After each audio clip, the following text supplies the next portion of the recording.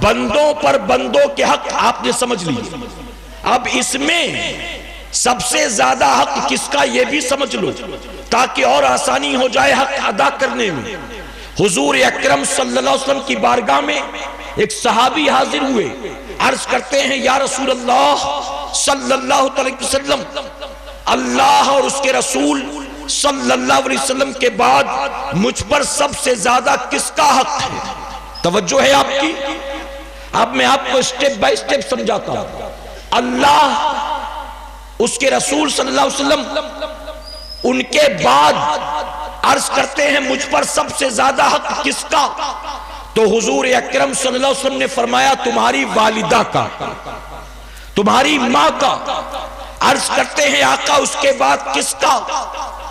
دوبارہ میرے آقا فرماتے ہیں تمہاری والدہ کا۔ تیسری مرتبہ سوال کیا آقا اس کے بعد کس کا؟ تیسری بار بھی حضور صلی اللہ علیہ وسلم فرماتے ہیں تمہاری والدہ کا۔ چوتھی بار عرض کیا آقا اس کے بعد کس کا؟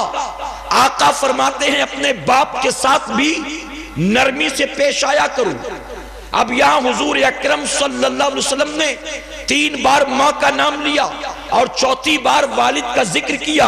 اب مفسرین فرماتے ہیں یہ والد کا نام چوتھی بار اور ماں کا نام 3 بار حضور نے یوں ہی نہیں لیا تھا، بلکہ نبی اپنے اس صحابی سے مخاطب تھے، لیکن اس کے ذریعے قیامت تک آنے والی امت کو یہ بتانا چاہتے تھے اللہ نے تم پر جو تمہارے باپ کا حق رکھا ہے اس سے 3 گنا زیادہ اللہ نے تم پر تمہاری ماں کا حق رکھا ہے۔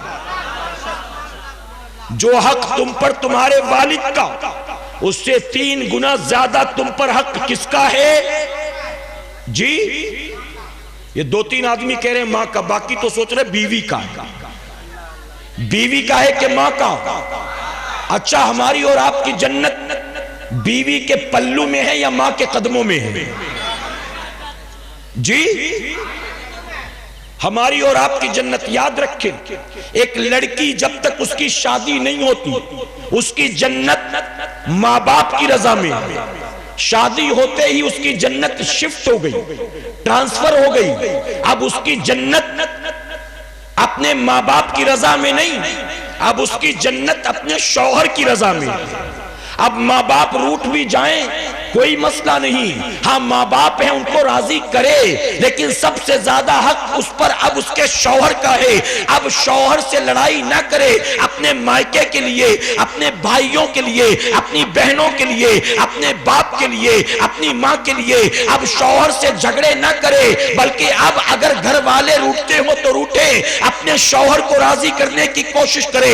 اس کی وجہ کہ جب تک شادی شدہ نہیں تھی اس کی جنت ماں باپ کی رضا میں تھی، اب شادی ہونے کے بعد اس کی جنت اس کے شوہر کی رضا میں ہے۔ اور جس لڑکی کو یہ بات سمجھ میں آ جائے، جس لڑکی کو یہ بات سمجھ میں آ جائے وہ کبھی نہ ساس سے جھگڑا کرے گی، نہ سسر کا دل دکھائے گی، بلکہ شوہر کی بھی خدمت کرے گی اور اس کے ماں باپ کی بھی خدمت کرے گی، بس یہ سوچ کر اگر میں نے اس کی خدمت کی، یعنی اس عورت کی جو میرے شوہر کی ماں ہے اور میری ساس لگتی ہے، اگر میں نے اس کی خدمت کی اور یہ خوش ہو گئی تو اس کی خوشی پر اللہ میرے شوہر کو جنت دے گا اور شوہر کی خوشی پر اللہ مجھے جنت عطا فرمائے گا۔ لیکن آج حال یہ ہے جب جاتے ہیں رشتہ دیکھنے کے لیے تو باقی سب کچھ دیکھا جاتا ہے، دینداری نہیں دیکھی جاتی، الا ماشاءاللہ چلا کر، بٹھا کر، بلا کر ہر اعتبار سے جانچا پرکھا جاتا ہے۔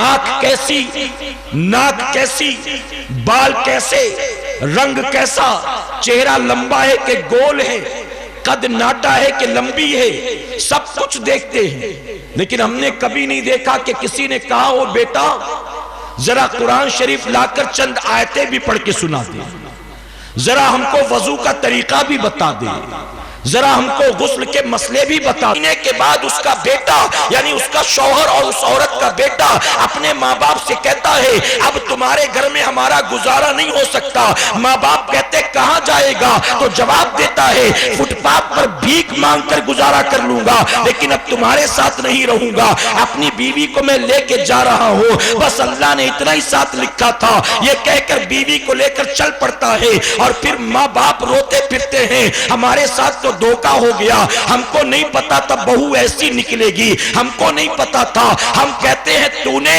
ارے بہو ڈھونڈا تھا, اپنی چوائس سے ڈھونڈا تھا, کاش تو نے میرے نبی کی پسند کو تلاش کیا ہوتا. میرے آقا نے اپنے صحابی ابو ہریرہ سے کہا تھا اے ابو ہریرہ جب دنیا والے نکلتے ہیں رشتہ ڈھونڈنے کے لیے تو 3 چیزیں دیکھتے ہیں, وہ حسن و جمال دیکھتے ہیں, وہ حسب نسب دیکھتے ہیں, وہ خاندان و مال دیکھتے ہیں, وہ دیکھتے ہیں حسین ہے کہ نہیں ہے, وہ دیکھتے ہیں مالدار ہے کہ نہیں ہے, وہ دیکھتے ہیں شیخ ہے کہ نہیں ہے, پٹھان ہے کہ نہیں ہے, چودھری ہے کہ نہیں ہے, انصاری ہے کہ نہیں ہے, سید ہے کہ نہیں ہے, وہ برادریاں دیکھتے ہیں. ابو ہریرہ یہ 3 چیزیں لوگ دیکھتے ہیں, تو یہ 3 چیزیں بعد میں دیکھنا, پہلے دینداری کو دیکھنا, پہلے قرآن پڑھتی ہے کہ نہیں پڑھتی ہے, سجدہ کرتی ہے کہ نہیں کرتی ہے, اخلاق کیسا ہے, کردار کیسا ہے, شرم کیسی ہے, حیا کیسی ہے, لباس کیسا ہے, پردہ کیسا ہے. ابو ہریرہ تو اس کو دیکھنا, کاش ہم نے اپنی پسند کو نہ دیکھا ہوتا, نبی کی پسند کو دیکھتے یقیناً لڑکی بیاہ کراتی تو گھر کو مہابھارت کا میدان نہ بناتی, اس کے قدم پڑتے اور اللہ آنے والی دلہن کے قدموں کی برکت سے تیرے گھر کو جنت کا نمونہ بنا دیتا.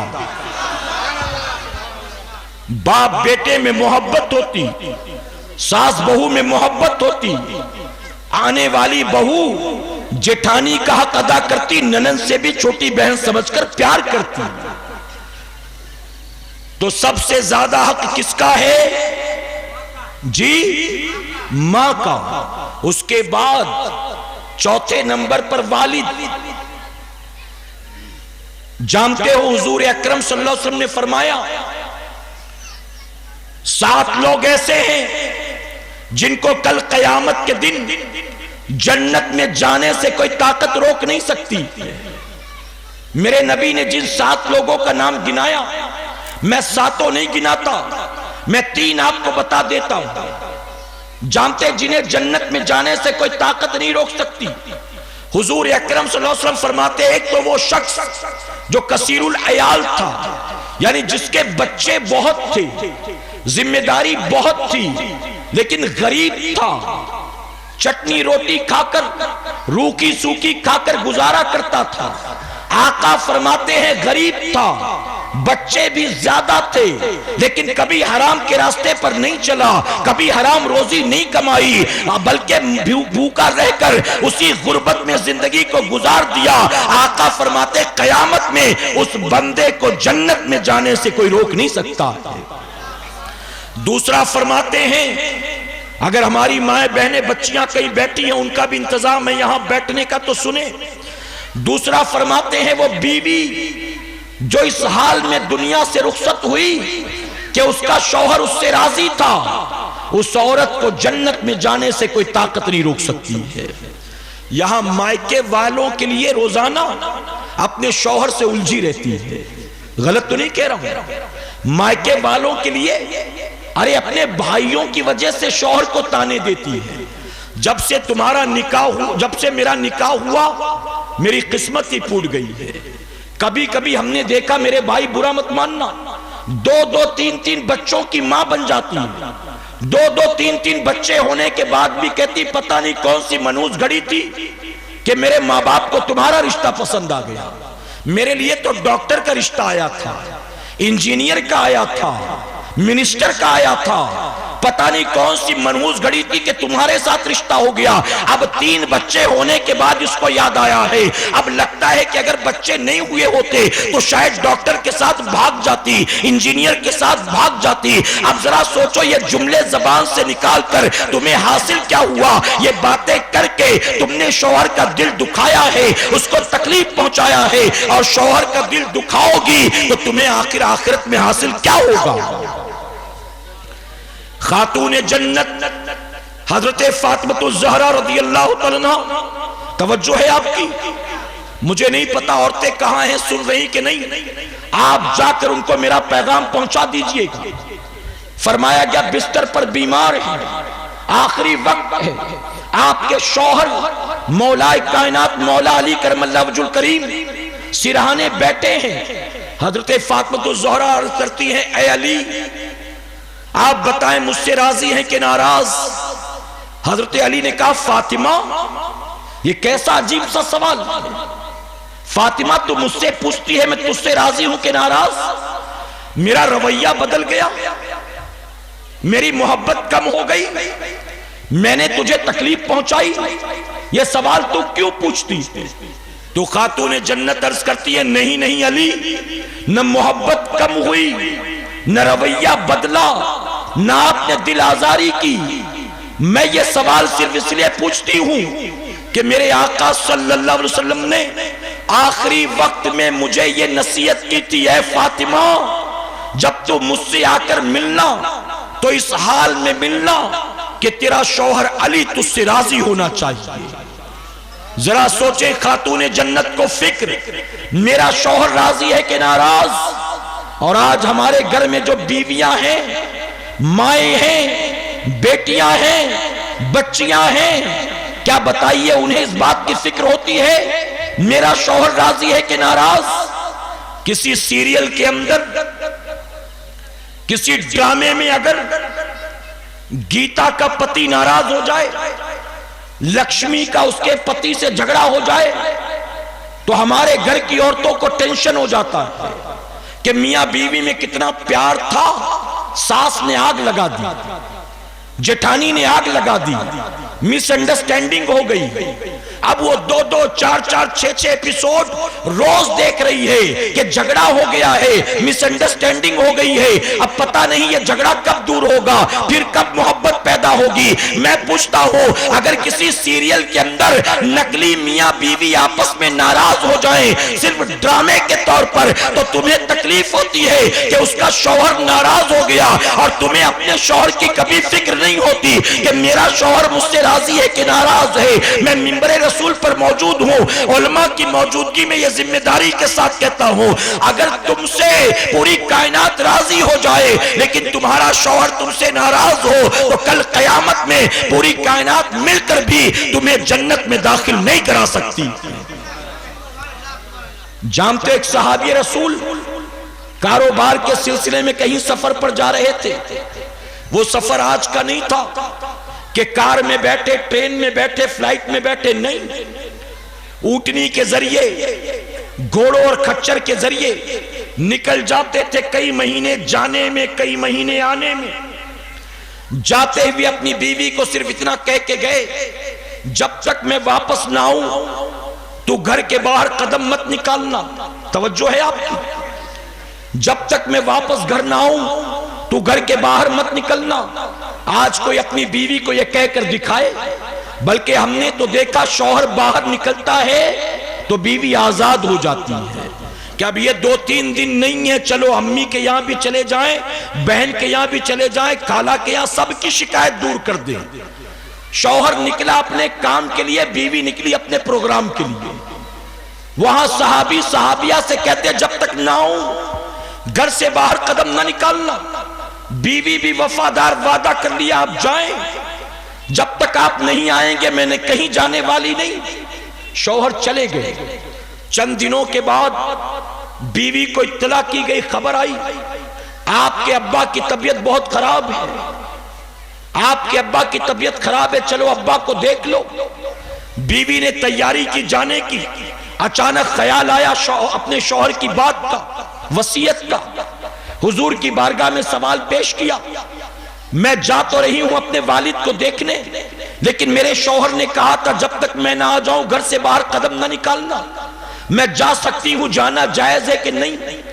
حضور اکرم صلی اللہ علیہ وسلم کی بارگاہ میں سوال پیش کیا گیا، میرے آقا صلی اللہ علیہ وسلم فرماتے ہیں اگر وہ جانا چاہیں تو جا سکتی ہیں لیکن اگر نہ جائیں تو ان کے حق میں زیادہ بہتر ہوگا، اگر نہ جائیں تو ان کے لیے زیادہ اچھا۔ نہیں گئی، 2-4 दिन के बाद खबर आई कैसी बेटी है, अब्बा की तबीयत खराब है, हर कोई मिलने जुलने के लिए आ रहा है और तू अपने बाप को देखने भी नहीं गई। अब तो तेरे बाप की हालत बहुत नाजुक है। डॉक्टरों ने जवाब दे दिया, अब पता नहीं वो कब तक जिंदा रहेगा, अब तो जाके कम से कम मिल ले।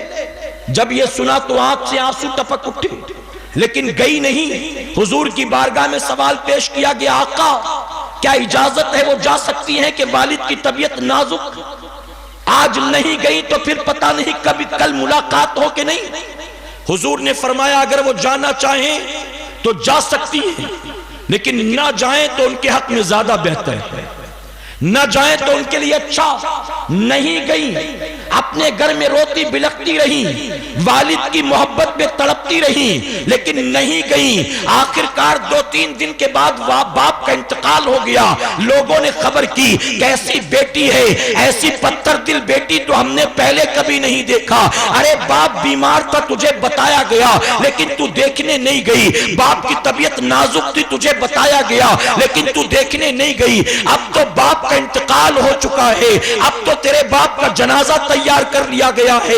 अब अगर जाए तो आखिरी बार चेहरा तो कम से कम देख सकेगी, अगर आज भी नहीं गई तो चेहरा भी नहीं देख सकेगी, और फिर लोग तेरे बारे में लान तान करेंगे।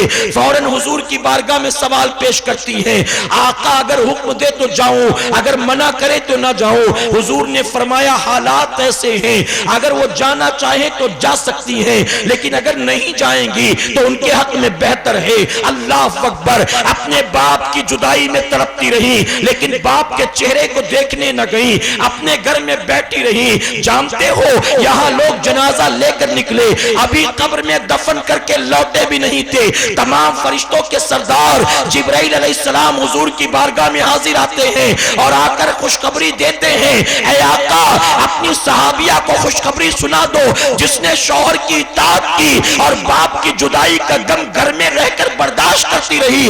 अल्लाह ने अपने शौहर की इताअत के एवज में उस औरत को वो इनाम दिया है कि उसके बाप की भी मग़फ़िरत कर दी है और उस बच्ची की भी मग़फ़िरत फरमा दी है।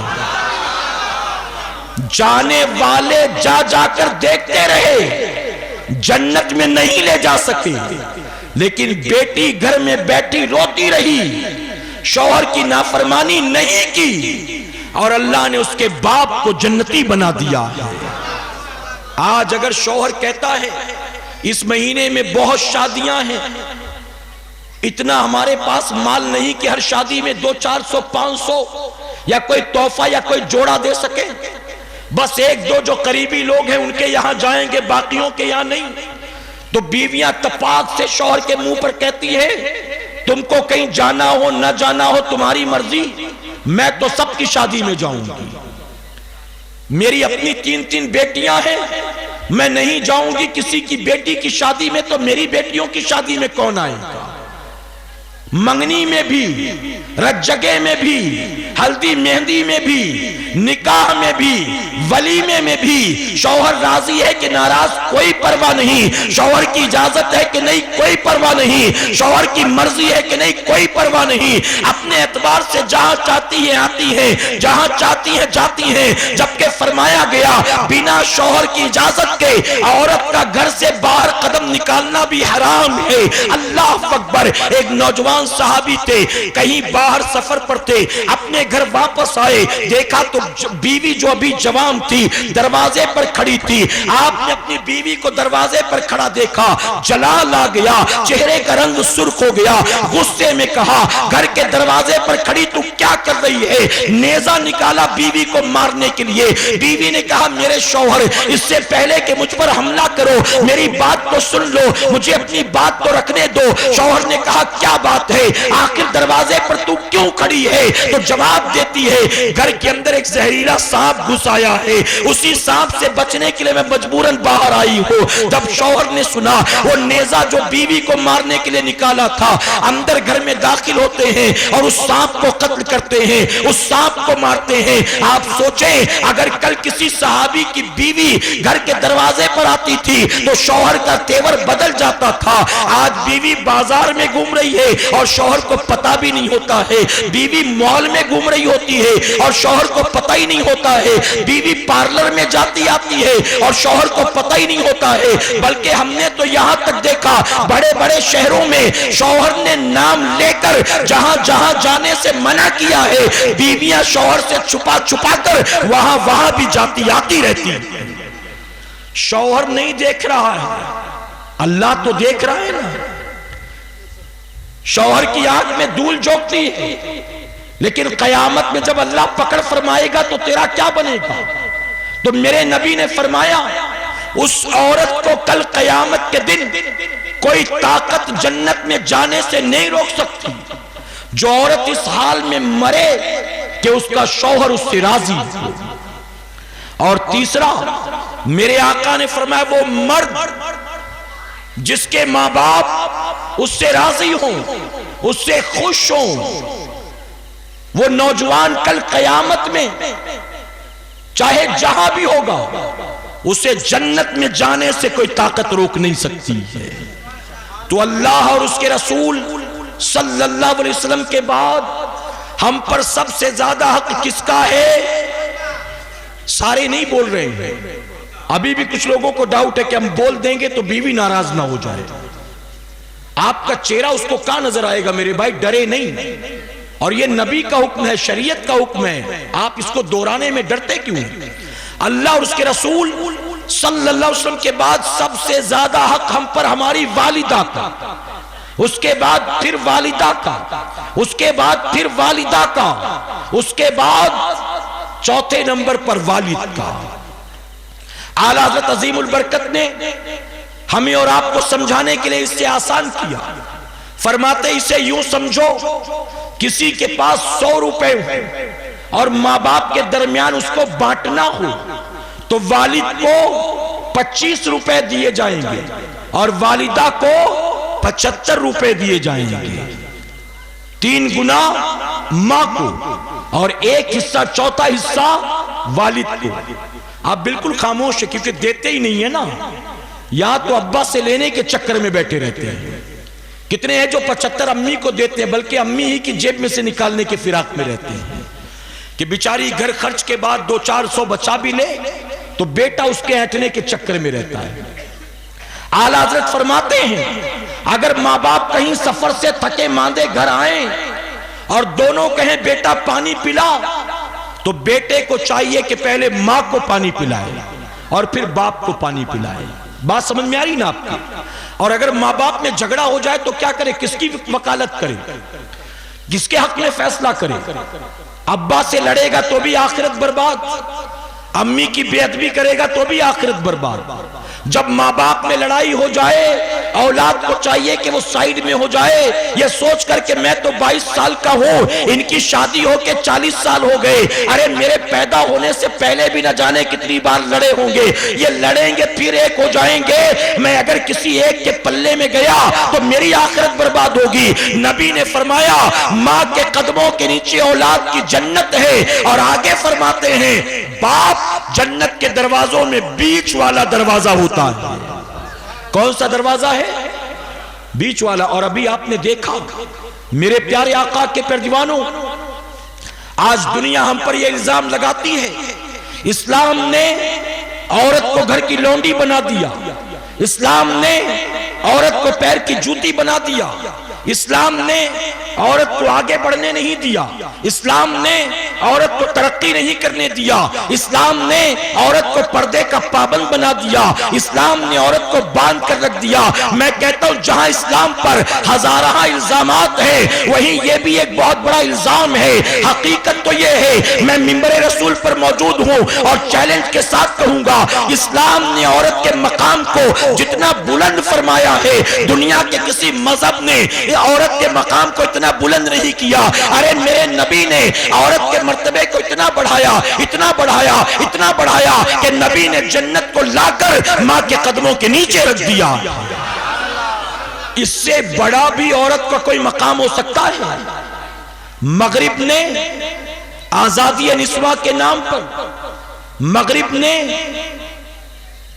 وومن رائٹس کے نام پر، مغرب نے عورتوں کی ترقی کے نام پر ان کو ٹیشو پیپر بنایا ہے، ان کو سگریٹ کی طرح استعمال کیا ہے۔ مغرب کا یہ ماننا ہے عورت سگریٹ کی طرح ہے، جب تک جل رہی ہو اس کے کش لو، اس کا مزہ لو، اس کا ذائقہ لو، یعنی ہونٹوں سے لگائے رکھو، اور جب یہ ختم ہونے کے قریب ہو تو اسے اٹھا کر پھینک دو، پھر اسے پیروں تلے کچل دو۔ جب تک شباب ہے، حسن ہے، جوانی ہے، وہ تمہارے کام کی ہے، اور جب بوڑھی ہو جائے تو تمہارے کسی کام کی نہیں ہے، اسے اٹھا کر پھینک دو۔ اے مسلمانوں، انہوں نے صرف آزادی نسواں کا نعرہ لگایا ہے اور اسلام نے عورت کے مقام کو بلند فرمایا ہے۔ باپ کے قدموں کے نیچے جنت نہیں، ماں کے قدموں کے نیچے جنت ہے۔ اور کمال جانتے ہو کیا ہے؟ نبی نے کنڈیشن نہیں رکھا، ماں نمازی ہے تو قدموں کے نیچے جنت، ماں پرہیزگار ہے تو قدموں کے نیچے جنت، ماں عابدہ ہے تو قدموں کے نیچے جنت، ماں شب بیدار ہے تو قدموں کے نیچے جنت۔ نہیں نہیں، نبی نے یہ نہیں کہا کہ ولیہ ہے تو قدموں کے نیچے جنت، مستجاب الدعوات ہے تو قدموں کے نیچے جنت۔ اگر وہ نمازی ہے، نیک ہے، قرآن کی تلاوت کرتی ہے، وہ باحیا، با پردہ، با غیرت ہے، وہ یہ اس کے پلس پوائنٹ ہیں۔ اگر اس کے اندر یہ سب نہ بھی ہو، ہماری جنت کے لیے اس کا صرف ماں ہونا کافی ہے۔ تو ماں ہے تو ہماری جنت کہاں ہے؟ ارے میرے پیارے آقا کے پیارے دیوانوں، کوئی وقت کا غوث ہو، کتب ہو، خواجہ ہو، ولی ہو، مخدوم ہو، مجذوب ہو، پیر ہو، فقیر ہو، درویش ہو، کوئی وقت کا کتنے بڑے بڑے مقام پر کیوں نہ فائز ہو، اس کی بھی جنت اللہ نے اس کے ماں کے قدموں کے نیچے رکھا ہے۔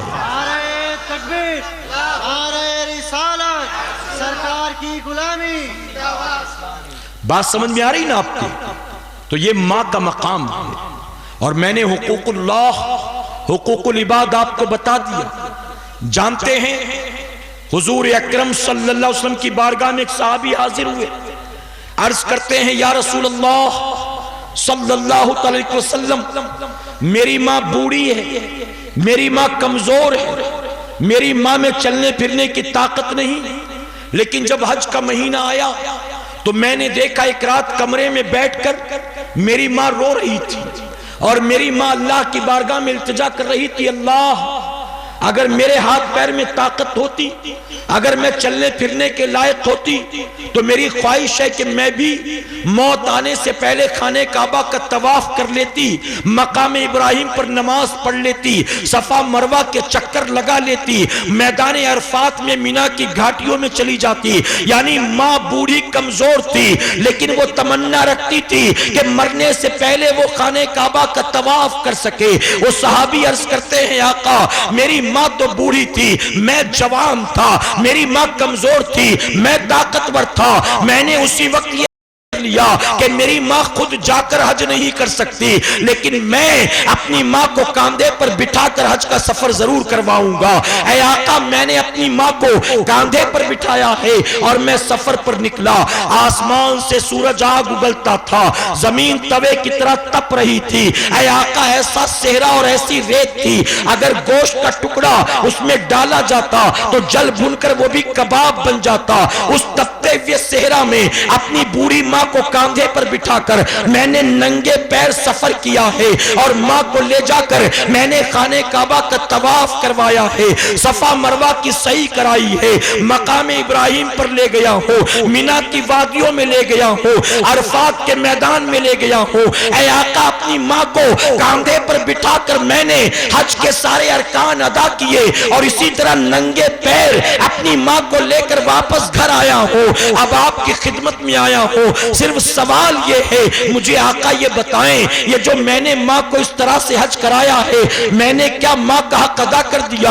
اللہ اکبر، رحمت للعالمین آقا ہے، اتنا سننا تھا، نبی کی آنکھیں بھر آتی ہیں۔ آقا فرماتے ہیں بس اتنا کر کے تم مجھ سے یہ پوچھتے ہو تم نے ماں کا حق ادا کر دیا؟ سنو، اگر اللہ تمہیں قیامت تک کی زندگی دیتا اور ہر سال اپنی ماں کو اسی طرح کاندھے پر بٹھا کر تم حج کراتے رہتے، آتے رہتے، جاتے رہتے، تو بھی تم اپنی ماں کا حق ادا نہیں کر سکتے تھے۔ ہاں لیکن مجھے اللہ کی رحمت پر یقین ہے، تم نے تمہاری پیدائش کے وقت تمہاری ماں نے جو جھٹکے برداشت کیے تھے، اس طرح سے حج کرا کے تم نے ایک جھٹکے کا حق ادا کر دیا ہوگا۔ اللہ اکبر۔ اے میری قوم کے جوانوں، میں تم سے پوچھتا ہوں، اپنی بیوی کی محبت میں اپنے بوڑھے ماں باپ کو جھڑکیاں دینے والوں، میں تم سے پوچھتا ہوں، اپنے بچوں کی محبت میں اپنے ماں باپ کو دور بھگانے والوں، میں تم سے پوچھتا ہوں، جوانی کے نشے میں بوڑھے ماں باپ کو راستے کا روڑا، آنکھ کا کانٹا سمجھنے والوں، میں تم سے پوچھتا ہوں، وہ صحابی رسول تھے، ارے وہ کچھ نہ بھی کرتے، نبی کی زیارت ان کی جنت کے لیے کافی تھی، لیکن انہوں نے ماں کی یہ خدمت کی۔ آقا فرماتے یہ خدمت کر کے بھی تم ماں کا حق ادا نہیں کر سکتے ہو۔ ذرا آپ اپنے دل پر ہاتھ رکھ کر جواب دو، ہر مہینے ماں کو 1000 روپے دے کر تم اس کا حق ادا کر دو گے؟ اپنے بوڑھے باپ کو دن میں 2 بار چائے پلا کے اس کا حق ادا کر دو گے؟ مسلمانوں میں علماء کی موجودگی میں ذمہ داری کے ساتھ کہنا چاہوں گا، اگر کوئی کسی پیر کا مرید ہو اور پیر کی چوکھٹ پر صبح شام اپنی پلکوں سے جھاڑو لگاتا ہو، اپنے پیر کی خدمت میں نوکر کی طرح دن رات کھڑا رہتا ہو، لیکن اس کی بوڑھی ماں اس سے ناراض ہو، تو کل قیامت میں پیر کی چوکھٹ پر جھاڑو لگانا کام نہیں آئے گا، بلکہ ماں کا دل دکھانا اسے جہنم کا ایندھن بنا دے گا۔ آج کتنے لوگ ہیں بامبے جیسے، بنگلور، دلی، کلکتہ جیسے شہروں میں رہتے، ہم پوچھتے ہیں فیملی کہاں ہے؟ جواب دیتے ہیں فیملی ہمارے ساتھ ہے الحمدللہ۔ ہم پوچھتے ہیں ماں باپ کہاں؟ تو جواب دیتے ماں باپ گاؤں میں، بیوی ساتھ، 2 3 4 بچے ہوئے وہ سب ساتھ، اور 65 70 سال کے بوڑھے ماں باپ گاؤں میں۔ ہم نے کہا ماں باپ کو دیکھنے والا وہاں کوئی ہے؟ تو جواب دیتے نہیں، ماں باپ الحمدللہ ابھی اپنا سب کچھ کر لیتے، بازار بھی لے آتے، کھانا بھی بنا لیتے، سب کر لیتے، کوئی ضرورت نہیں کسی کی۔ میں پوچھتا ہوں مسلمانوں، ذرا بتاؤ، جب آپ ماں باپ کے محتاج تھے، ماں باپ نے یوں چھوڑا تھا آپ کو؟ پیشاب کرنے کی تمیز نہیں تھی، سہارا کس نے دیا تھا؟ رات کو چیخ کر اٹھ جاتے تھے، سینے سے لگا کر تمہیں سلاتا کون تھا؟ تم صرف آہ کرتے تھے، تمہیں اپنے سینے سے لگا کر دودھ پلاتا کون تھا؟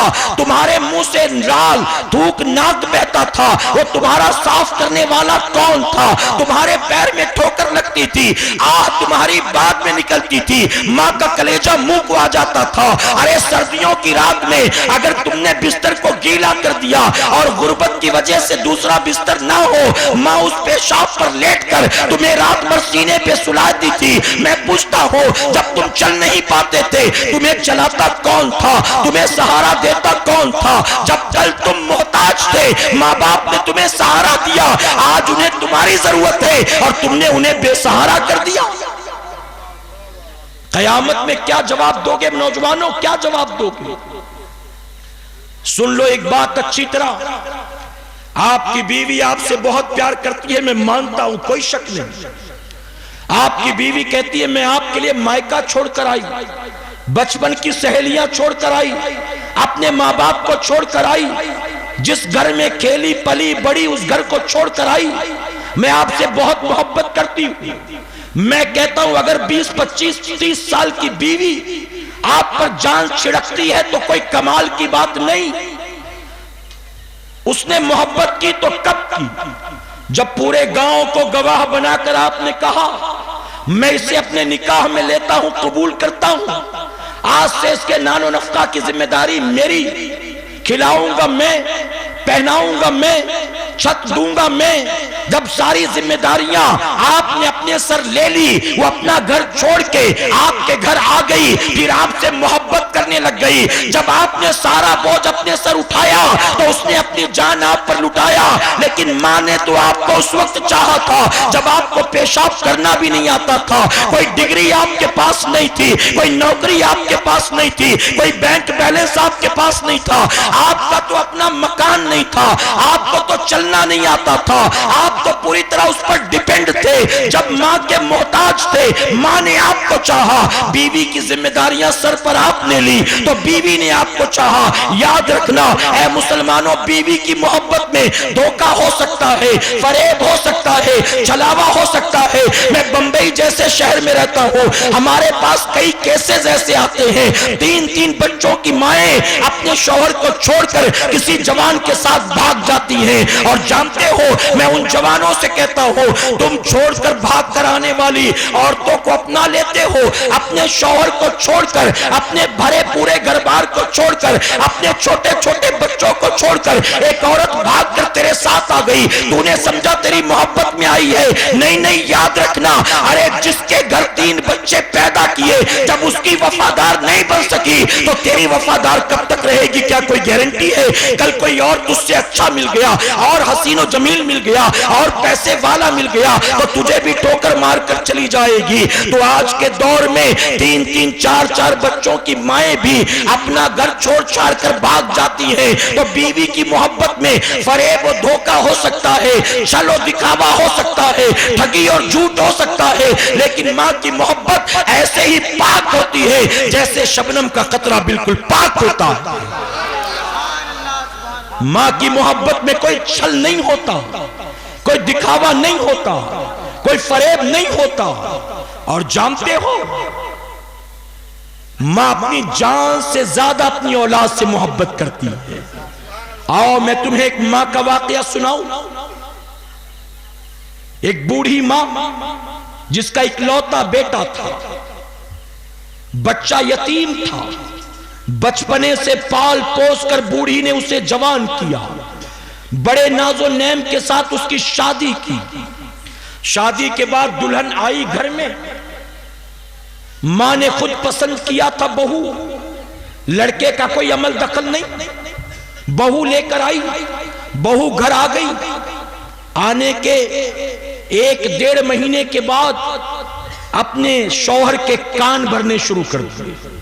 شوہر دن بھر 8 گھنٹے 10 گھنٹے تھکا ماندہ گھر آتا تو گھر آتے ہی فوراً شروع ہو جاتی، تم صبح بن سور کر کام پہ چلے جاتے ہو، اور تم کو پتہ نہیں تمہارے جانے کے بعد تمہاری ماں دن بھر میری جان کے پیچھے لگی رہتی ہے۔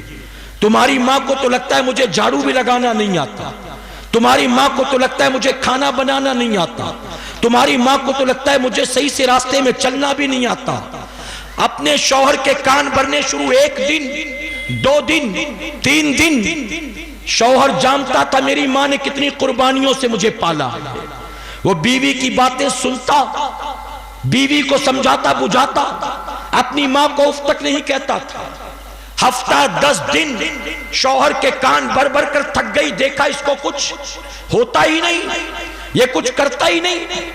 تو آخر ایک دن جب شوہر کام پر گیا، نعرہ تکبیر، نعرہ تکبیر، نعرہ رسالت، نعرہ رسالت، مسلک اعلی حضرت خلیفہ حضور سید ملت، خلیفہ حضور سید ملت مفتی زبیر صاحب کی بلا برکاتی، نعرہ تکبیر، نعرہ رسالت۔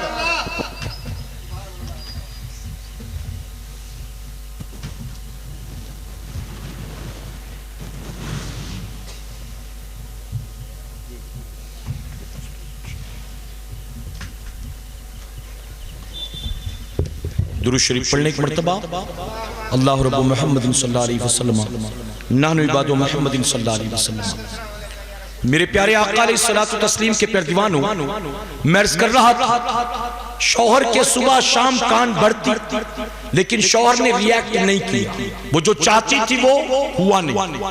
آخر ایک دن شوہر کام پر گیا تو اس کے کام پر جانے کے بعد بیوی اپنے مائکے چلی۔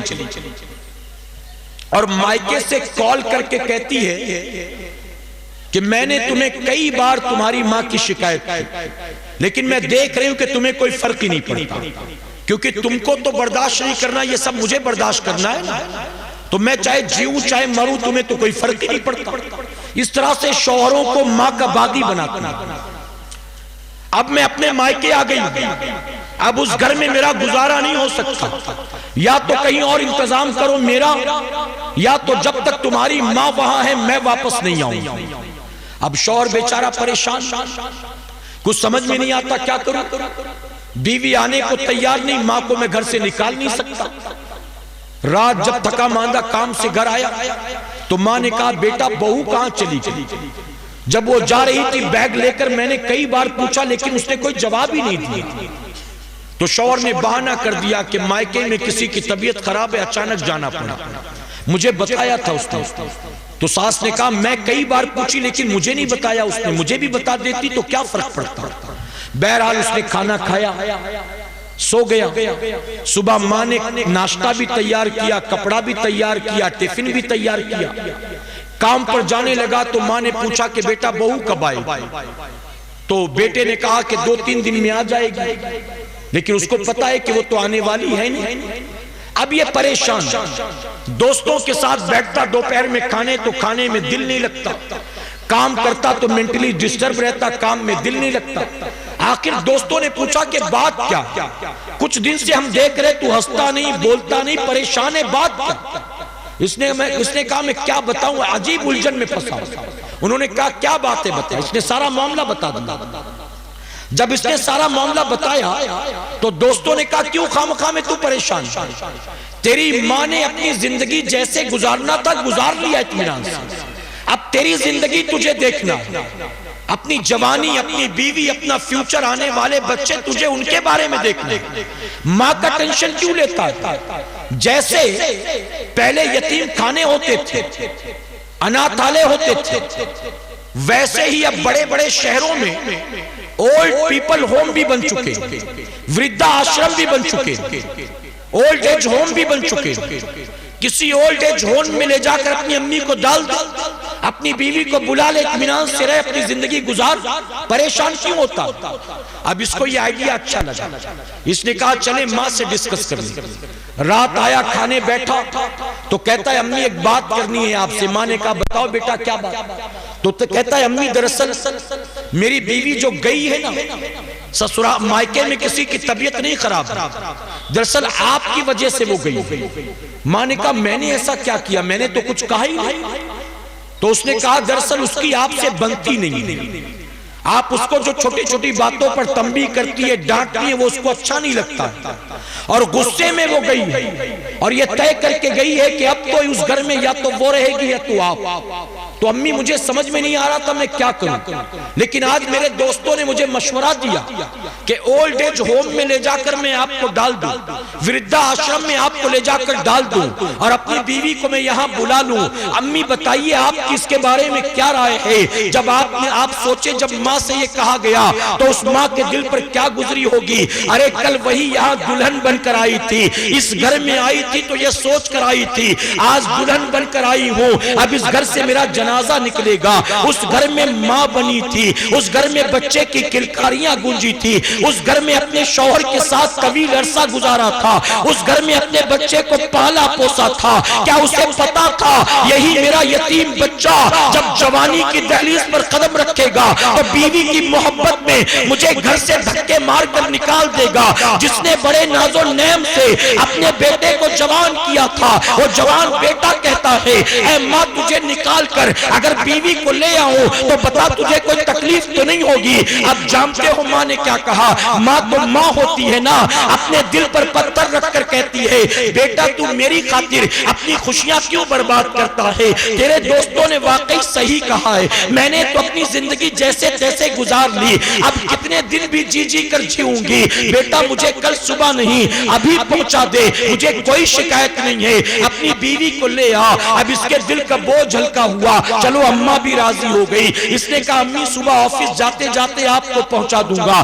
اب رات کو بیوی کو اطلاع کرتا ہے اپنا بیگ تیار رکھنا, میں نے راستہ ڈھونڈ نکالا ہے, اماں کو صبح وردھا آشرم میں پہنچاؤں گا اور تجھے لینے کے لیے آؤں گا. تو بیوی نے کہا خوشی خوشی تمہیں آنے کی ضرورت نہیں ہے, جیسے میں غصے میں گئی تھی ویسے ہی خوشی خوشی واپس آ جاؤں گی, تم مت آنا, بس امی کو پہنچانے کے بعد مجھے اطلاع کر دینا. بہرحال اس نے صبح وہ کام کر لیا. شام ہوتے ہوتے بیوی بھی گھر پر واپس آ گئی. اب خوشحال زندگی ساتھ گزارنے لگ گئے. اب جانتے ہو کبھی کبھی اتوار کو چھٹی ہوتی تو ماں کو دیکھنے چلا جاتا. مہینے میں 4 اتوار آئے تو 4 بار گیا, 5 آ گئے تو 5 بار گیا. گورنمنٹ ہالیڈے آتی تو بھی چلا جاتا تھا. پھر مہینے میں 2-3 بار جاتا تھا, ٹائم نہیں ملتا تھا. پھر مہینے میں 1 بار جانے لگا. وقت گزرتا گیا. اس کے گھر میں بھی بیٹا پیدا ہوا. وہ بیٹا بھی 3-4 سال کا ہو گیا. یہاں اس کا بیٹا پروان چڑھتا ہے اور وہاں بوڑھی ماں موت کے قریب ہوتی جاتی ہے. وردھا آشرم سے اسے فون آتا ہے 3 مہینے ہو گئے تم اپنی ماں کو دیکھنے نہیں آئے. ہم نے تمہیں کئی بار کال کر کے کہا تمہاری ماں بوڑھی ہو چکی ہے, تمہاری ماں کمزور ہو چکی ہے, آؤ تم اپنی ماں کو دیکھ لو. اب پتہ نہیں ملاقات کر سکو کہ نہ کر سکو, لیکن تم نہیں آئے. اب سن لو تمہاری ماں بالکل لاسٹ سٹیج پر ہے. آج اگر تم ماں کو دیکھنے نہیں آئے تو پھر کل موقع نہیں ملے گا, ہم سے شکایت مت کرنا. اب جب یہ سنتا ہے کام دام چھوڑ کر ماں کو دیکھنے کے لیے پہنچا. دیکھا تو ماں بالکل آخری سٹیج پر تھی.